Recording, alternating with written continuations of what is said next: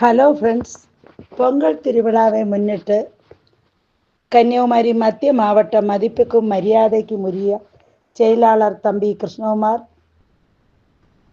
இணை செயலாளர் doctor Lawrence, Kurunthancode வடக்கு ஒன்றிய செயலாளர் அசோக், தகவல் தொழில் நூட்பணி இணை அமைப்பாளர் தம்பி தனுஷ், பேச்சாளர் அருமை தம்பி சுல்பீகர், நெய்யூர் பஞ்சாயத்து செயலாளர் ஜெகின், இவர்கள் முயற்சியில் எடுக்கப்பட்ட பொங்கல் திருவிழாவில் மத்திய மாவட்ட மகளிர் அணி இணை அமைப்பாளர் சகாயராணி அவர்கள் அழைப்பின் பேரில் ഞാനും ஆஷா மேடவும் கலந்து கொண்டேன்.